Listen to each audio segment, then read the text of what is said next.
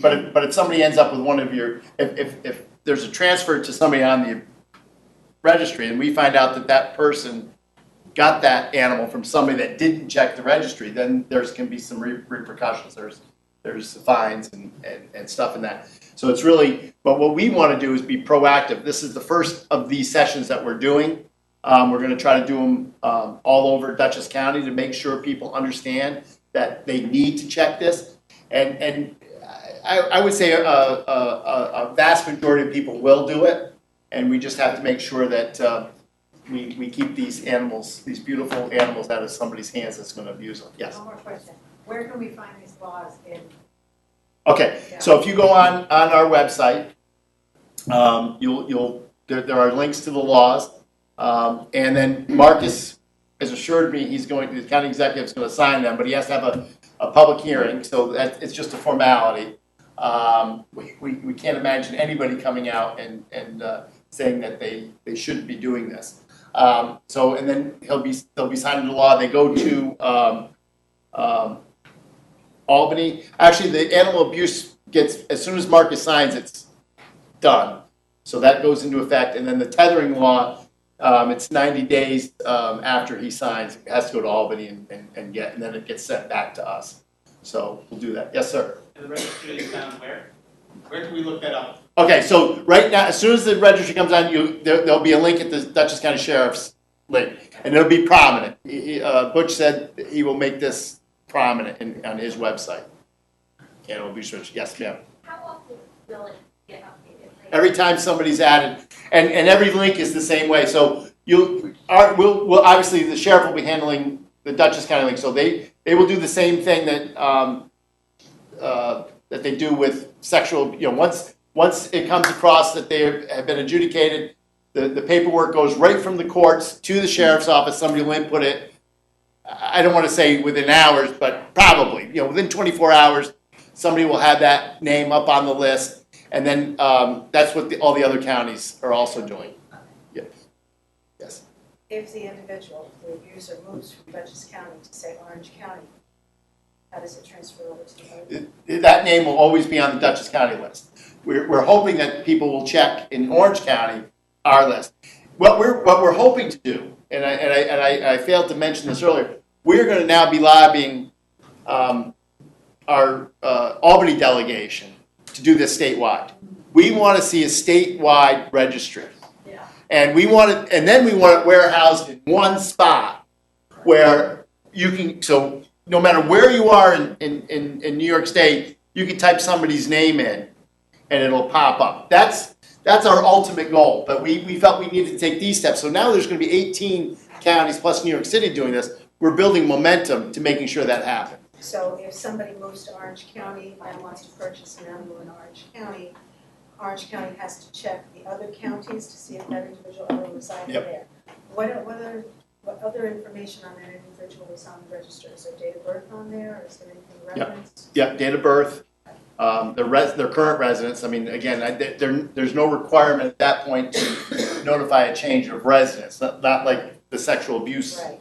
We can't do that. But again, once. You do have to update the residents. Oh, we do. All right. Sorry. I should introduce Nick Joe. So he's my assistant. He's been integral in getting this through, and he's very familiar with it. So thank you. Yes. So you have to update your residents on the list. And as I said, we're really hoping that this goes statewide. And once we start pushing that, we will let everybody know to get a hold of the your state assemblyman or state assembly or state senator. And then what about from state to state? That's what Right. I know. I know. Situation. Yeah. Right. We would love, especially me. I mean, two of my towns border Connecticut, and we have to worry about that. And that's what happened with Connecticut. Right. and Dutchess County. So, yes, ma'am. do you have anybody on the Hudson Valley Pets Supply Facebook group thing? Like, with an eye out or anything? No. Should we? What is it? Page called Hudson Valley Pets Supply. All right. Oh, is that's the Facebook group that they? Yeah. All right. Like, other things. Okay. Yes. The other Facebook group that's active so many times a day, it's Hudson Valley Pets available for adoption. Yeah, well, they would be required to, anybody that's even doing that would be required to look at this list, whether, again, we're trying. We can't, it's a step in the right direction, and we think that we can get the Albany leadership to buy into this, we really do. It was, speaking of Facebook, when I first put this out, I basically said on my Facebook page, my legislator page, is this a good idea? And we got over 11,000 hits. Most of my things get 100, 200, I mean, it's just the way it is, nobody, but this got 11,000 hits. And I think we had one negative, not negative, but, one comment that says, it's an invasion of people's privacy and that we shouldn't be doing this. And then that got shut down, that person got, so I was amazed. I was amazed that these two laws got that much. And I didn't do it for the 11th. Trust me. I mean, my wife and I have been dealing with animals for a long time and wanted to do something that was right for this. And we really believe that this is going to make an impact in Dutchess County. Yes. Can you talk about the next ones you might be working on or not? Well, there's a host of things that we were going to try to do, and my focus, my immediate energy is going to make sure that animal abuse registry gets to see the light of day in Albany. That's the most critical thing right now, and we'll be working on other things. There are too many to talk about right now, but we will be doing others. There's no doubt about it. It was interesting because, as I said, 2 years ago, there wasn't an appetite in the legislature. We were just talking at that time about the tethering law and only the tethering law. There was no appetite. As a matter of fact, I sponsored it along with Angela Flesland, and we actually pulled it because we knew we were going to lose, which kind of shocked us, to be quite honest with you. And so this time actually, I think it's a better law this time. I think the tethering law is actually a better law. And then we kind of coupled it. Not that they were together, but they were presented together along with the animal abuse registry. And it's tough to deny that people should know if somebody's abused an animal. It's just, and then the tethering law flew right by with it. So we're happy. What was the opposition 2 years ago? There was.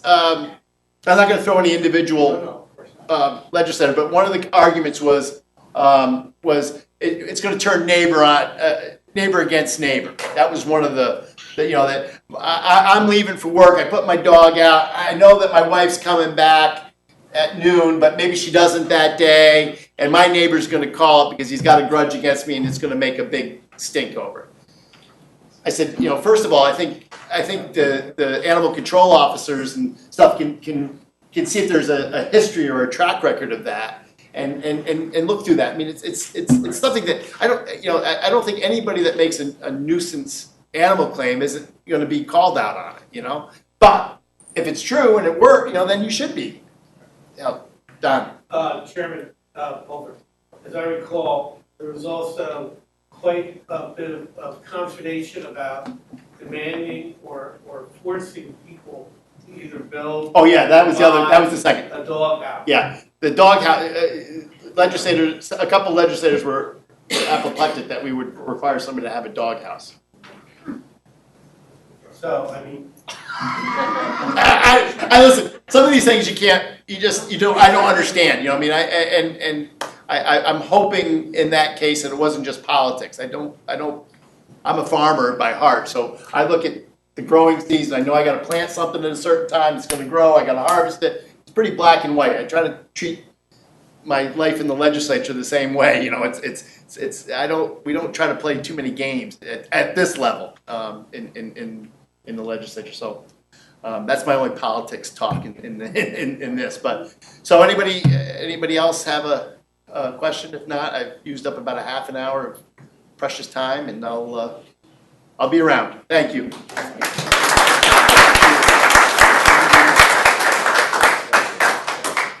Thank you, Greg.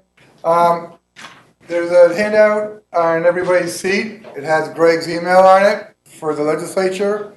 It also has the phone numbers for the Dutchess County SPCA, for Kathy, for the animal warden for the town, and for Chief Levy here. And it also has the hours for the SPCA if you want to adopt. And it also has hours and information as far as the Friends of the Poughkeepsie Library District bookstore.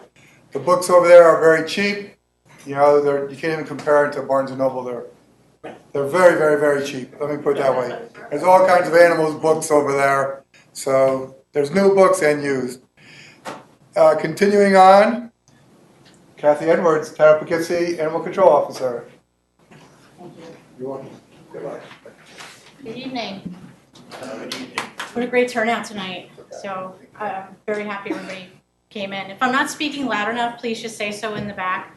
And I hope everybody can see the slides. I wasn't anticipating the sun beating down on the board. So you should be readable. So my name is Catherine Edwards. I'm the Animal Control Officer for the Town of Poughkeepsie. And up on the board is Artie.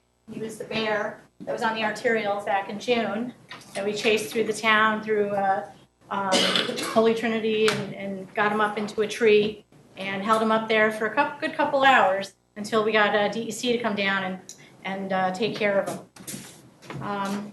So my address is not in Town Hall. It's at the police department at 19 Tucker Drive. You can find me there in the mornings.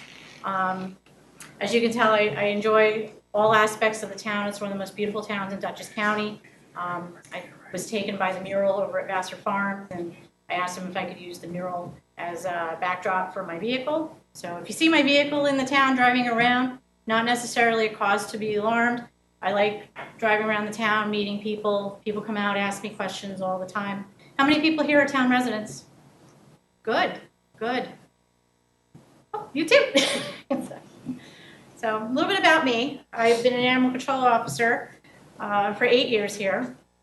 My first job was in 2000. I worked in the city of Newburgh for a short time, and I went to the Animal Control Officer Academy in the year 2000. This was back when it was up in Delhi, and we were up there for about 3 days, learning everything we needed to know about state laws and how animal control works into towns and cities. I graduated from Dutchess Community College in 2014. I have an associate in criminal justice. I graduated from John Jay College in 2016 with a bachelor's in criminal justice and a minor in law, and I'm currently attending Marist College as a graduate student. I hope to graduate next year. This photo is a heron that was rescued down by Quiet Park. Some passerby flagged me down, said there's a heron, he's stuck on the shore. He had a big hook stuck in his wing, and we waited for DEC to come down. We unhooked him, we snapped the hook off and set him free, and he's flying across the river. These are my two guys, Watson and Chuck. Watson's the little guy, and Chuck is the baby.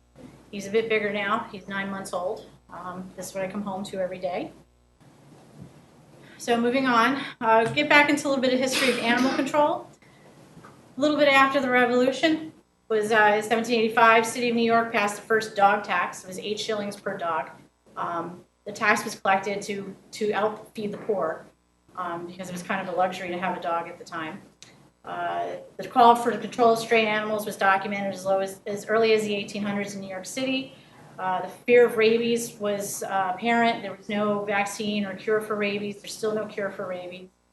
There are also sanitation issues. So when you think back in the 1800s, before we had industry, we had horses, dogs, cats, pigs, chickens, everything you can imagine on the city streets.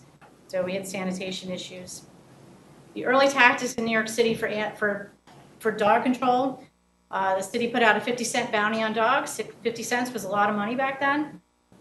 People were rewarded 50 cents to bring a dog to the police department, and they would see their 50 cents, and the police department would promptly destroy the dog. They moved on to a dog bureau where they encourage people to go out and round up dogs and destroy them out in the streets, and other humane methods. It became to a point where people were just, you get 50-cent bounty on a dog, you could hire a kid for 10 cents to go get a dog for them and get them out of their backyards, wherever they could find them, because there was really no identification mechanism for dogs, so dogs would just disappear. So in 1866, the ASPCA was established as the first animal welfare agency in the United States. The organization argued that the bounty system and other dog catching methods were inhumane and promoted a morally corrupt character of urban life. So, in New York State, the rest of us, we enacted dog laws to reimburse farmers for their lost livestock due to damage caused by roaming dogs. Dogs would engage in packs, roam through the fields and the farms, and New York was a sheep state, so it would decimate sheep by the herds. 1917, New York State enacted the first dog law. The law enabled the state to collect licensing fees to reimburse farmers' losses. The law established a tagging system which provided a unique identification tag for each dog. 10% was collected by the state and 90% was retained by the counties and local towns. In 2011, New York State decided that they didn't want to be in dog control anymore, so they turned that power over to the local agencies. So instead of getting a New York State license, whatever town you live in, you have to get a license in the town which you live in. Your town clerk will issue a license based on that town. If you move from town to town, you have to get a new license for each town. And the towns were also able to create local laws regarding licensing, dogs at large, nuisance laws to abate that. Dogs impounded by animal control are legally someone's property, and we treat them as such, which is why when people find a dog, sometimes they insist on holding the dog or keeping the dog, and I tell them they cannot. They have to turn the dog over to us so we can wait 5 or 10 days for an owner to come forward. And in our case, most of the owners do come forward. Dogs are returned to the owner with a proof of license and after fees are paid to the clerk and or the shelter. Dogs without license tags are affixed to their collars are held for 5 days. Dogs with their license tags attached to their collars are held for 10 days, and dog control officers are required by law to send a certified letter out to the last known address to make sure that the owner is aware that we have their dog and they have X amount of time to reclaim their dog. In the town of Poughkeepsie, we're in keeping with Article 7 of the Agriculture and Markets Law. Licensing is mandatory on all dogs 4 months or over. Oh, good, it shows. The animal control officer has the power to seize and impound dogs for running at large. Despite what a lot of people think, animal control officers have no authority to enforce animal cruelty laws. This is something that we generally turn over to Humane Law at Dutchess County SPCA. The laws are located in a separate chapter in Ags and Markets, and they specifically exclude us from that. Does that mean I ignore it? No. If I go on a call for a nuisance call and I see evidence of some type of neglect or cruelty, I'm on the phone with the SPCA with all the information so they can follow up. For local law, animal control officers have the power to issue violation level appearance tickets for town code violations. All the animal control codes are located in Chapter 57 of the Town of Poughkeepsie Code. You can look that up at eCode 360. Some stats. Doesn't include everything that we do. Over the years from 2012, which is the first full year that I was here, we had 384 loose dog complaints. They remained steady throughout the years. There was a slight drop off in 2018. The dogs impounded as a result of the loose dog complaints, they started at about 100. And I really just decided that was just too many dogs to shelter. So I started using other mechanisms to try to get dogs home without the impound. If I would drive through the neighborhoods with the dog still in the vehicle, hold on to the dog for several hours before I had to impound the dog. So that's why the numbers have decreased. In 2018, the town clerk of the town of Poughkeepsie did a dog census, which is also called an enumeration. It was a census by mail. We sent out multiple postcards to each address in the town of Poughkeepsie, and some of them in Wappingers because they're in the town, letting them know that they're required to license their dog, and to let us know if their dog is licensed. If not, this is your amnesty to come license the dog. As a result, she received a lot of feedback. I wish she was here tonight to just let us know a little bit. She couldn't make it. But she got a lot of feedback. She got a lot of postcards. A lot of people came in and licensed their dogs. As a result, dogs that were picked up by either myself or the police department, people came forward right away. We held on to them. They came forward right away, produced their license, and they were able to get their dog back before we had to impound them. So it does show that it works. The most common town code violations is dog at large, habitual barking or howling, chase or harass any person, and that includes a dog bite that's within the law, failure to remove dog waste, and failure to license dog. And this applies to any person over the age of 16 or owning or harboring any dog. So some things I like to talk about, because when I get a call for a dog, for someone being attacked by another dog, sometimes I don't get the call until much, much later, sometimes a week later. And by then, a lot of that evidence diminishes, and the information on whose dog bit them also diminishes. So I like to add in some things about what to do if you or your dog is attacked by another dog. Carry your cell phone with you, please. You never know when you come across an emergency, and you know, it could be anything. And it would just be so handy to have your cell phone. If you don't know the number, call 911. 911 will dispatch the appropriate police and EMS. Some people don't realize they're in the town of Poughkeepsie. Some people don't realize they're in the town of LaGrange, but 911 is pretty good at pinpointing where everybody is.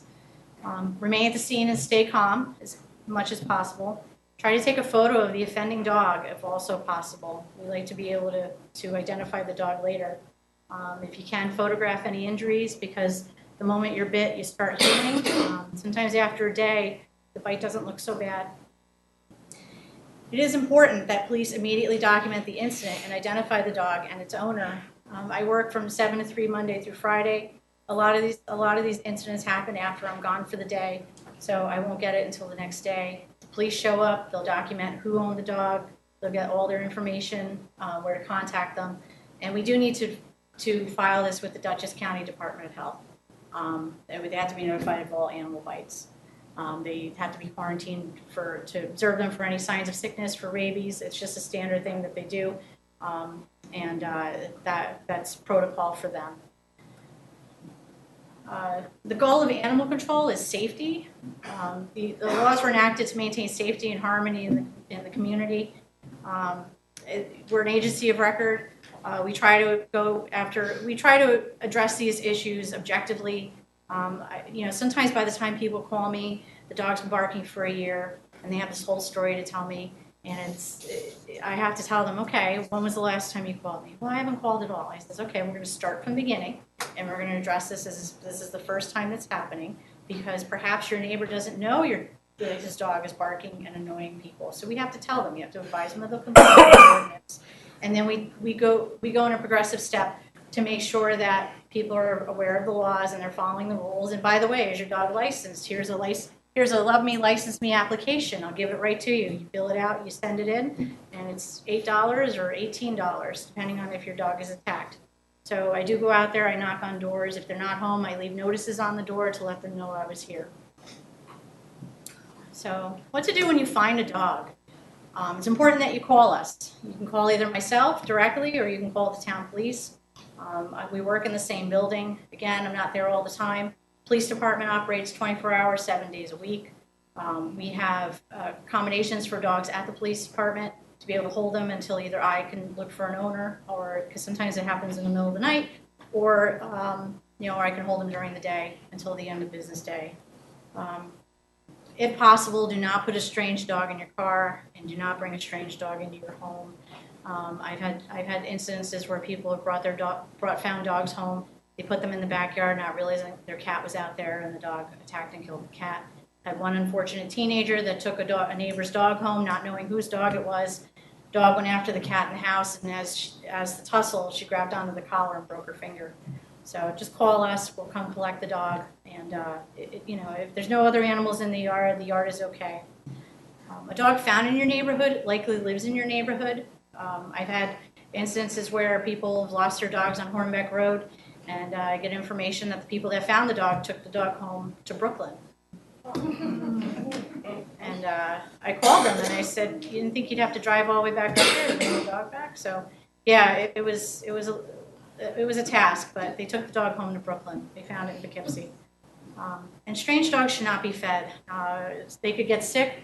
It's always tempting to feed a really skinny dog, but if the dog has really been starving, you really don't want to feed them because you can make them sick. They're going to go on a car ride again. They'll be sick. So they can have some water, but I tell people, all the time, don't feed them. And, if they do, they're getting sick in my vehicle. So it's not a big deal, but I feel bad for the dog. Okay. So these photos, by the way, the dog photos, these are photos I've taken. So, you know, these dogs have passed through my vehicle over the years. I also have other photos. I couldn't fit them all in the PowerPoint slides, but you're free to go look at them. There's various types of animals. We've dealt with roosters. We've dealt with dogs. Roosters, swans, the bear, bats. We had an alligator. We got an alligator. It was impressive. So it was. I was very proud of that. So if you've lost your dog is very valuable to you. It's more valuable probably than anything you may own. Call the police. We might have your dog. We might already have him. So, you know, and I know people want to go out driving around looking for their dog, and meanwhile the dog's probably sitting at the police department. So call us first and let us know that the dog is lost, all the information, and please ask the police department to notify you when the dog is found.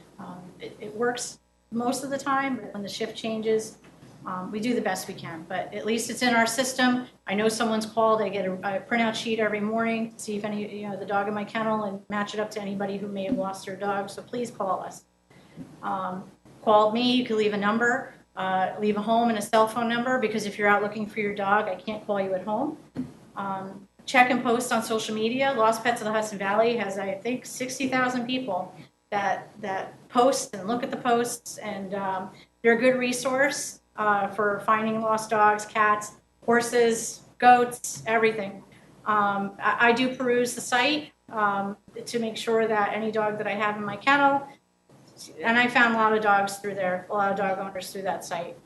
There's also Lost and Found Pets of Dutchess County. It's an equally good site. It's just not as busy, but I would suggest post on anything you can.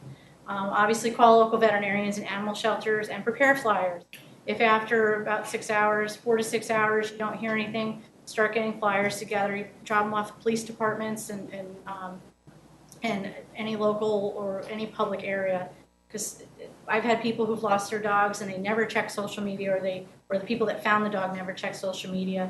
One of my coworkers lost his little mini Aussie for 20 days, and the dog was lost up in Millbrook, and the people that found the dog don't go on social media. They found the flyer at the deli, at the local deli. Preparing for the unimaginable. You go to work one day, some disaster happens, you know, weather, fire, can't get home, dog's gone.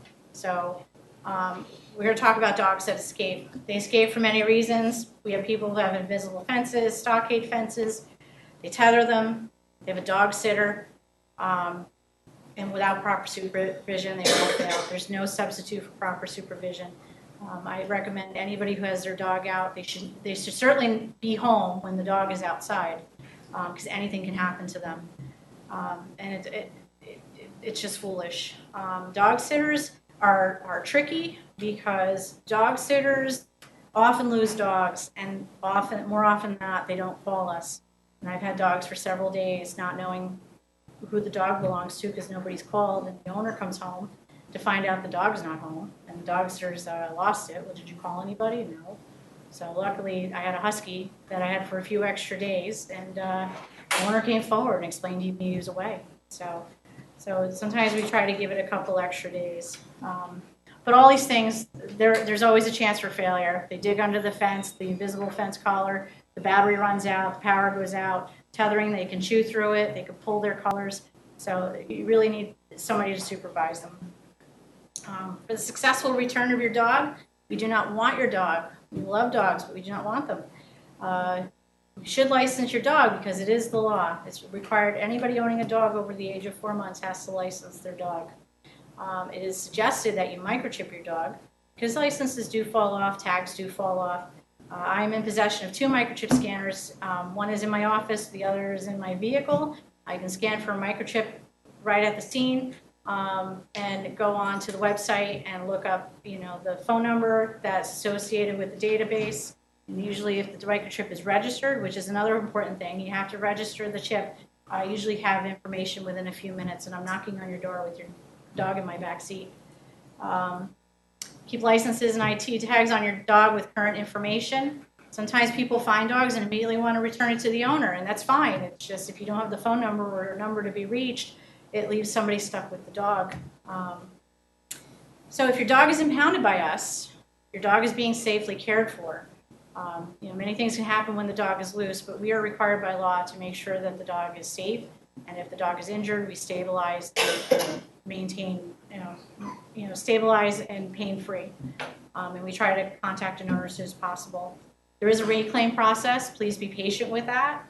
We're a government agency, and we don't have the power to issue licenses over the weekend, and the dog has to be licensed before it leaves. So that usually means you have to wait until the clerk's office is open. So Saturday, Sundays are a no, and legal holidays are a no. It would be that next day. But you will get your dog back, and as quickly as possible.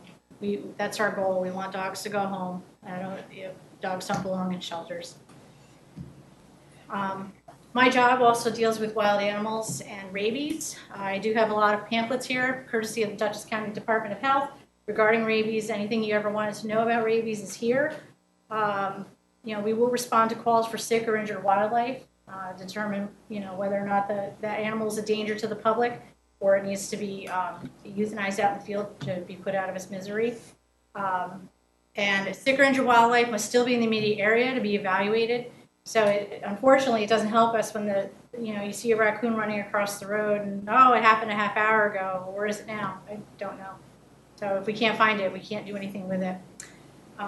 We get a lot of calls for nuisance wildlife. These are wildlife that's usually on somebody's property. They've taken up residence. We have fox under sheds and groundhogs. Those are handled by nuisance wildlife operators. They're licensed by the DEC to remove wildlife, and they're the only people that are allowed to do it. But you have to enter into a contract with them.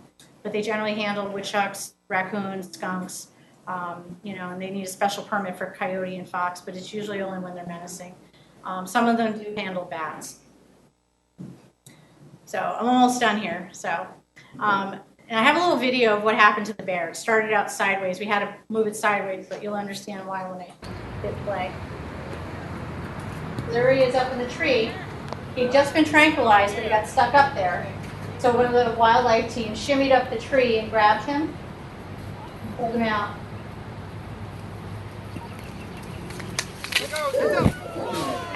Good job.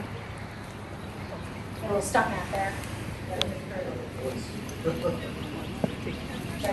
So he was tagged. He was a yearling, and he was suspected to have been evicted from his mother's den because breeding season was approaching. And he was tagged and he was tattooed, and they did a lot of biological stuff, and they relocated him to Putnam County at Cranberry Mountain, I believe. More perfect. Good job. That was great. It really was. You're a little guy, but you look really big in the tree. So he is safe. Well, we held him up in the tree because we didn't want him running through the town. We'd get a billion phone calls. We'd have to worry about him getting hit by a car or going through the garbage or somebody having a negative, experience with the bear. So we just agreed to just relocate him, and he's probably off happy in Putnam County. And that falls in. No, they used to just use a net, but no, they're out like a light, and they Just instruct. yeah, that's what they normally do, because when they're tranking bears, they are in trees, so they're just dead weight, and they have a cushion in which to catch them. That was a mat, so it was a cushion specifically for the bear. So unfortunately, there's no way to get dead weight from a tree. We needed him out. So some thanks, Dutchess County Department of Health, Thomas Bauer for organizing it, Patricia Famiglietti, she's all the way out in Western Connecticut. She gave me tons of information on the first dog law, New York State Department of Agriculture and Markets, Town of Poughkeepsie Police Department, Felicia Salvatore, Town Clerk for the Town of Poughkeepsie, and Vassar Farms. They were kind enough to let me use the mural for the slide. So I thank you very much for your time, and I hope that you can dive into it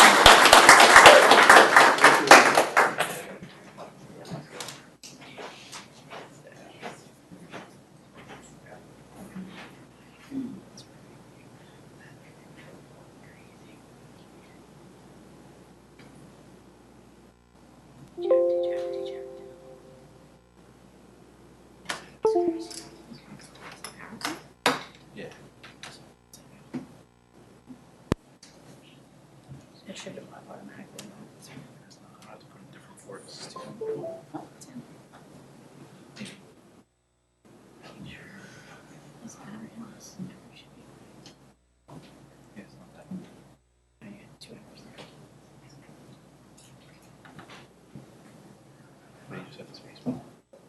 Space bar, move forward, and if you want to move back, you have your buildings. Yeah. Okay, so you're gonna signature.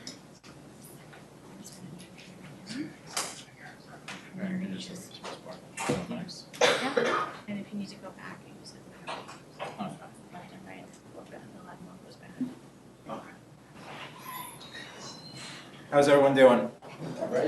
I'm the Chief Humane Law Enforcement Officer for Dutchess County. I'm employed by the Dutchess County SPCA.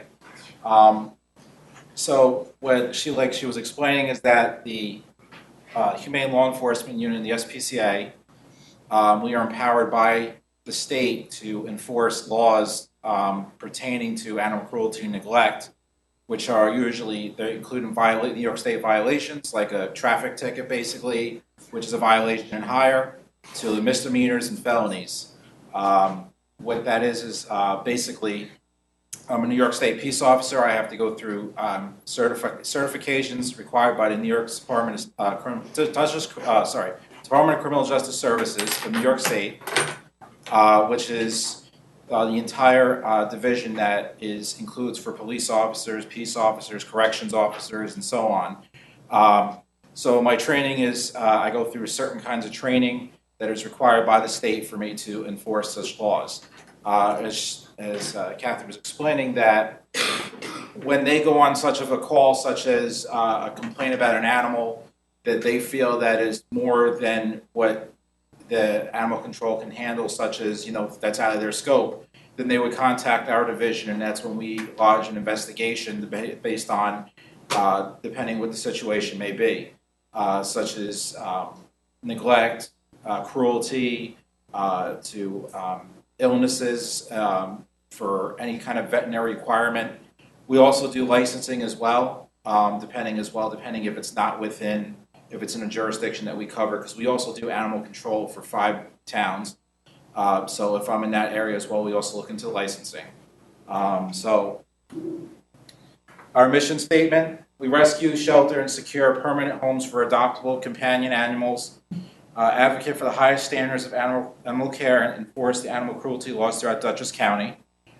We do work with all police agencies. We work with all animal control agencies. We also work with the ADA's office, District Attorney's office, quite often. That is where we have special district attorneys that cover areas that are specialized in animal cruelty and neglect cases. We currently have a few going on right now that I'm working on, that we work close with them to make sure that we can prosecute to the fullest extent and make sure that these people are definitely punished in some way or form by the state for what the crime that they did. So there's a lot of involvement within investigations. It's a very thorough thing that we have to do, and it's a lot of involvement in the investigation. And we usually have multiple agencies working with us doing these certain investigations. As I explained before, New York State peace officer. We fall under the criminal procedure law in New York State, 2.10 subsection 7, which is where it is designated for the care and protection of animals. So that's where I fall under as a peace officer in New York State.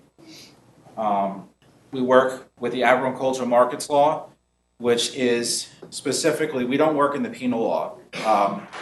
We can somewhat in the penal law in an extent, but majority of it is in agricultural markets law. Unfortunately, this is how it is right now for animals. And at the end of this slideshow, I'll have the law up there exactly what we work with for animal cruelty. It has a lot of different specifications in the law of what falls under that category. Report animal cruelty, which is such as like physical abuse, deprivation of necessary food or water, illness or other health problems which requires veterinary care, insufficient shelter from weather, unsanitary, unhealthful confinement, and abandonment. If you see a crime in progress, if you actually see an animal being beaten at that point, or if you see a crime actually happening at that point, your best thing to do is call 911 or your local police agency for them to at least start responding. And once they get out there and they see the actual crime being committed or such, they can also call us, and then we can actually go out there and investigate it as well. A lot of the calls we do get sometimes are not during the actual event, they're usually after the event, and it's better you have somebody go out there in the law enforcement capacity that can actually respond there immediately to actually either witness it themselves, so I have something to help with evidence, as well as obviously somebody to go out there right away. Because we cover the whole entire county, and obviously there's multiple agencies within the county that can help us out as well. We do have a direct report number as well. You can call us, as well as, like I said, I do encourage you also to call your law enforcement agencies as well. Either way, we'll still get the information and definitely work on the actual investigation and get back to you and actually do a follow-up. When you report, the best thing for you to do is provide an accurate location. This is very important because, like anything, like any kind of call, we do get very vague calls sometimes where they'll just give us an address, but if you give us something more of a precise location, give us something like a major building or something that will stand out for us to help us out, locate a lot easier. Because a lot of times we get anonymous calls, which you're allowed to do, but if you don't provide any callback numbers or anything for us to get any more information, we can only go based on what you left. So if you give us a very vague address, which I recently had a call for, and thank God it wasn't too invasive that I had to do much further on it, but they gave just a generalized address, but nothing else for me to contact them back on. So when I went out there, that address was not even in existence. So it was hard for me to even find the location.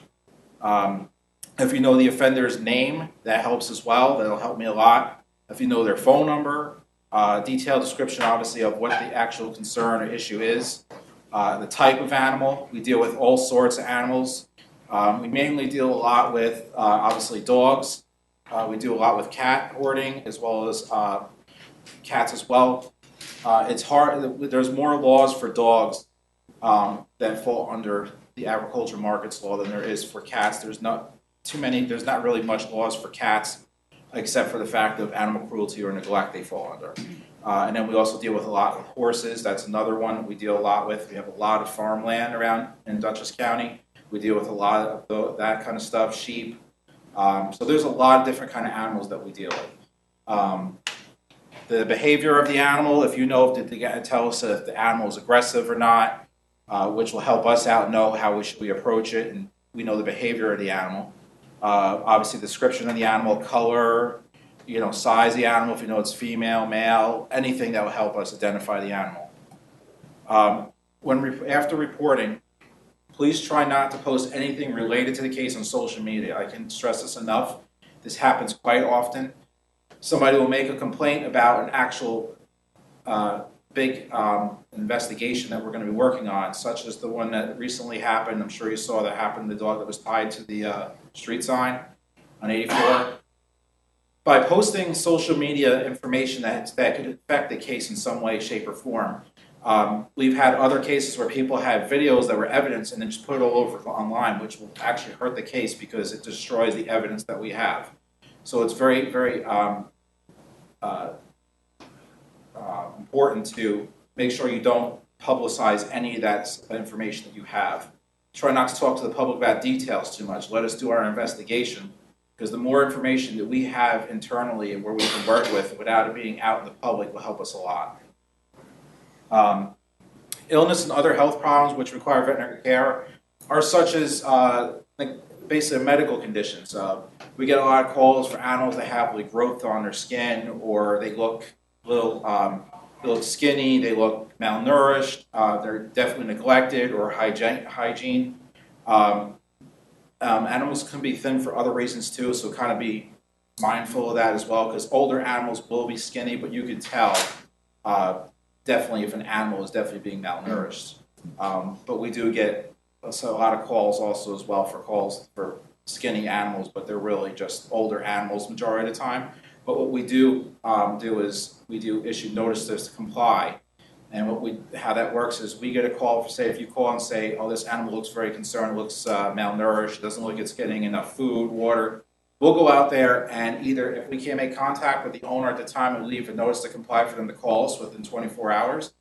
Then we go back out there and we look at the animal. If we feel that the animal is in some kind of medical issue, we actually issue a notice to comply, which will tell them they have a certain amount of time frame to bring it to a vet that person will have to bring it to a vet, and at that time, we'll get a veterinary report determining if either in fact the animal is just old, or if there really is an underlying issue of neglect or malnourishment. And if that's the case, then we follow through with the proper channels of trying to get the animal relinquished from the actual owner if they're not going to be able to take care of it, as well as also pursuing charges against them.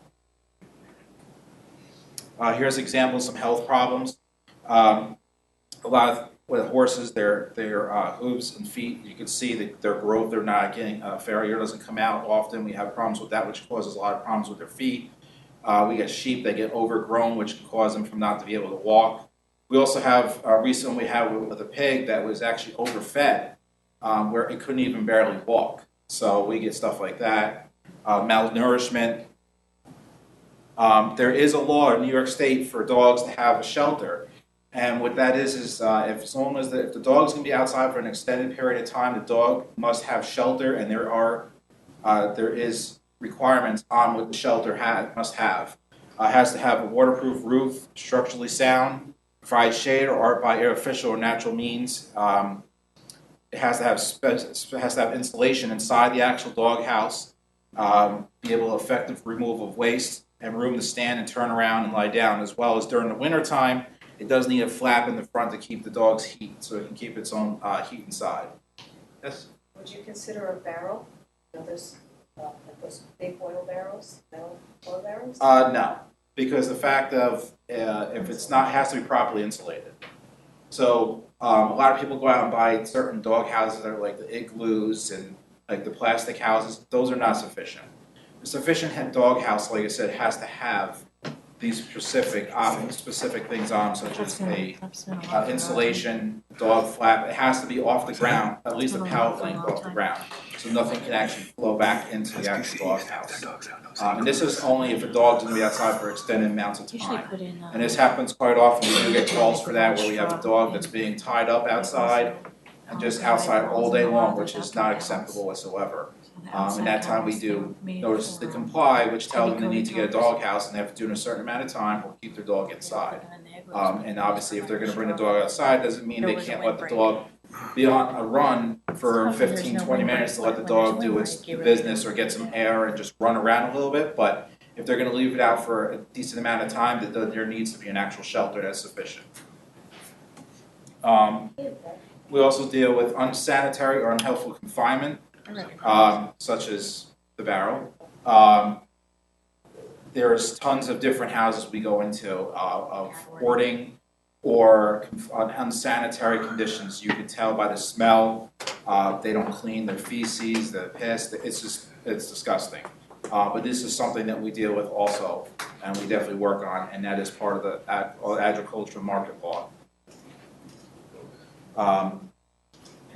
Also, this is another thing that a lot of people don't know. Horses and other livestock are not required by law in New York State to should be sheltered. They are considered a wildlife. The only thing that is required is they have some kind of barrier from some kind of basically wind or such, where they have a lean-to. You can have something like that, but they don't need an actual shelter itself. They don't have to actually have a barn to go into or anything of that sort. It is not required by New York State law.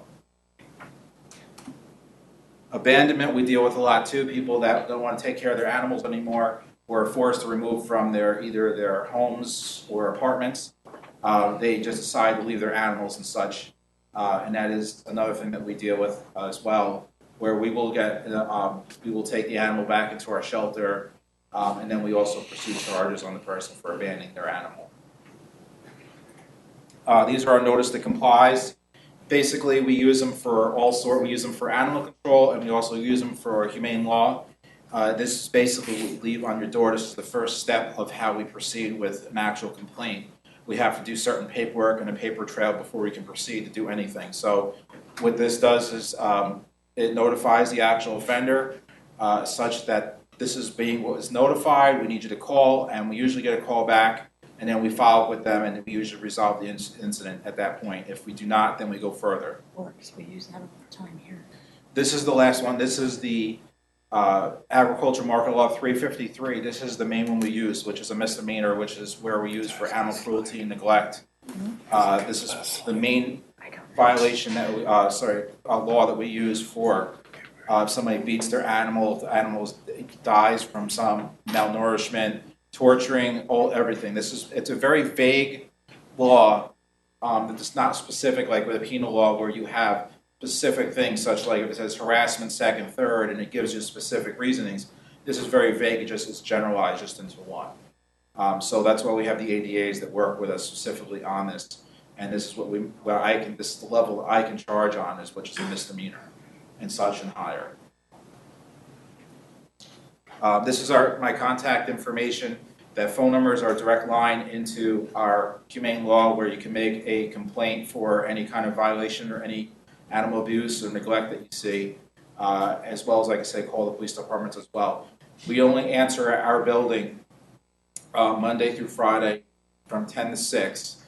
But like I said, if you call your law enforcement agency, that does not stop our investigations or us getting the call, because they will also answer and transfer. They have my direct phone number. They can call me based on the actual call, and then we can follow through with an investigation. Does anybody have any questions at all? Go ahead, yeah. Say several neighbors contact the animal control officer with regard to the same neighbor. Mhm. And we know that the SPCA has gone out there numerous times. Do we, the concerned neighbor, have the right? And if so, how can we track the progress or the status of what's being done with regard to that neighbor and his animals? Well, anytime you make a complaint, we obviously follow up on it, and we also have the previous, any investigation or any complaints in the past. What happens a lot is if we need a lot of cooperation from the complainant, and that's the biggest thing is in New York State, a violation has to be observed by the complainant to charge, meaning that I cannot take your word on it. Like you can't just call me and say, "Hey, I saw such a dog, say dog at large, for example, or a dog being beat." Okay, you have to specifically have to be the complainant because you witnessed the actual violation or such crime, which is what a supporting deposition is. And what happens a lot is we get complaints for certain violations or complaints, but then they don't want to comply. They don't want to cooperate with following up with being the complainant, and there's only so much I could do at that point without any supporting evidence, basically. So at that point, we can only do based on what we can do within the law, which is either issuing a notice to comply, speaking to the person, and making them aware that this is not acceptable if they are doing such. Or like what I recommend is if that person doesn't want to be the complainant, as long as if you call the police and they catch it in action, they can actually be the complainant for you as well, because they actually witnessed it. Yeah, we have no problem being a complainant. I go down and fill out reports and everything. Yep. It seems like the same family. Okay. We constantly have to call on them. So we're kind of concerned, like, you're going out, what's being done? Is there a case being built against them? What's the status? Or do we just keep calling you, go out and do what you can, but they're still doing There is, depending on what the actual charge is, then there can be a case, yes, be built against them, correct, based on what the actual crime is. But we will go out there and we will obviously do as much as we can within the law to pursue whatever the actual crime is. And the complainant has the right to call and find out what. The complainant sometimes we can't really give too much information on what's going on because of, privacy or based on the investigation. Okay. So sometimes we don't want to give too much information based on the investigation, what's happening, or the privacy sometimes of, yeah. Like what you said about the privacy. Correct, yeah.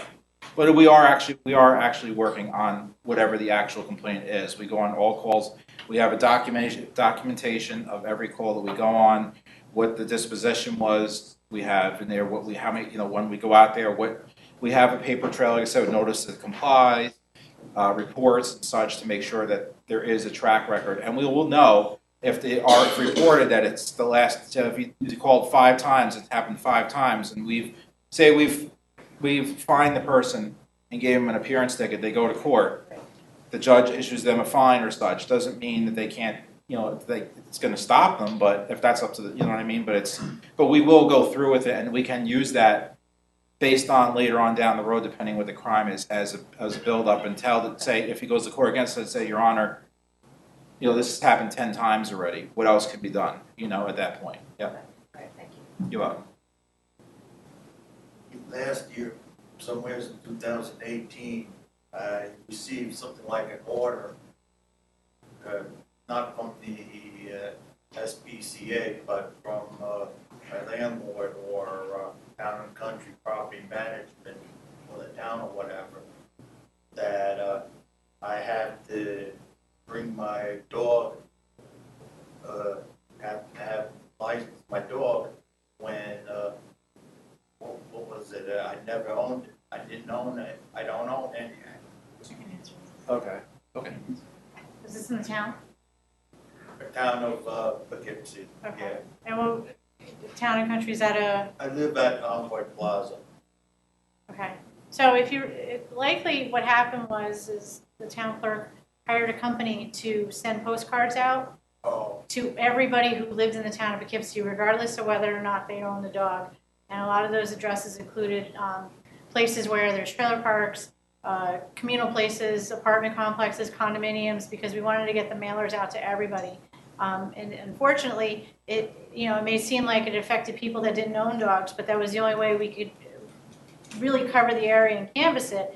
Because I can't tell you how many people I've gone to and said, "Do you have a dog license?" And they go, "I never knew I needed one."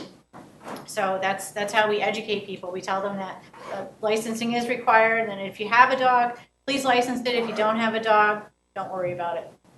okay, thank you very You're much. welcome. No problem. Anybody else have any questions? Yep.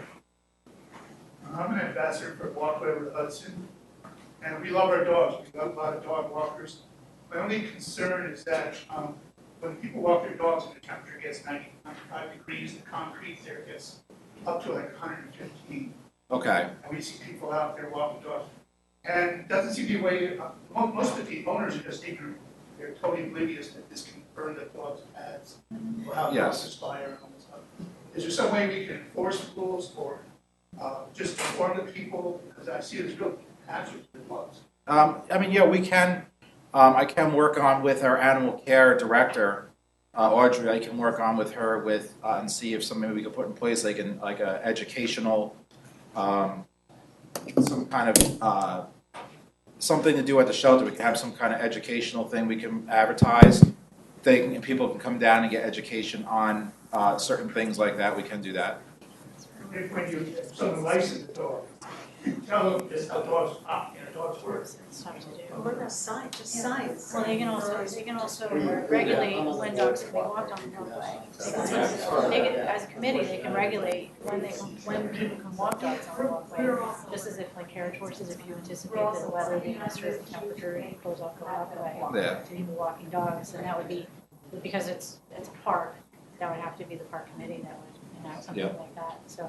Yeah, you could also look into, like she was saying, you could look into the committee that controls that park or such, and see if there's something in there they can have written into the policies. The state, excuse me, the state park does put signs up, but they don't enforce any rules at all. Okay. We're working on an education thing. Wait a minute, Kathy, Oh, because this is. We're working at the Walkway. I'm also a Walkway ambassador, but I'm on a committee. And we're also working on an education piece at the Walkway. That would include some first aid as well as SPCA coming to do some education. Hopefully this fall we'll be holding it. But No, I was just saying. Yes. I'd actually suggested that perhaps the committee can come up with a set of rules that if the weather's projected to be a certain degrees out, or if it's going to be, very sunny out, that people know ahead of time that they cannot bring their dogs to the walkway. I think if you give them enough notice and then, you kindly tell them that they can't have the dogs on the walkway, that might be more beneficial, but they would have to know that there was a rule in place for that. Anybody else? Come on, don't be shy. Okay. All right, thank you. Thank you very much. Thank you for coming. Thank you for giving us your time tonight. Yes, you There are. are still some refreshments in the back if you'd like. Have a good evening. Safe home.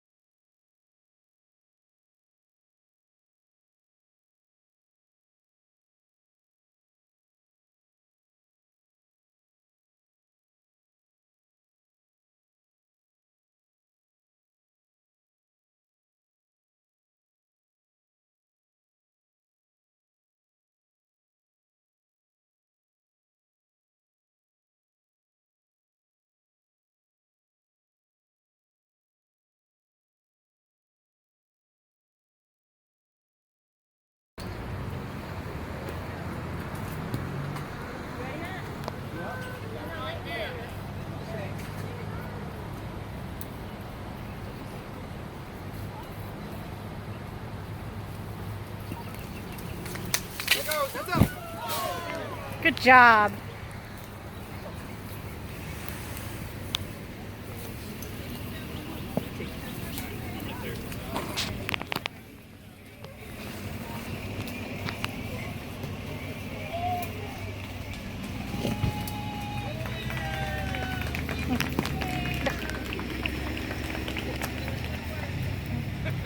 Couldn't have been any more perfect. Good job. That was great. It really was. Any hand? Oh my God.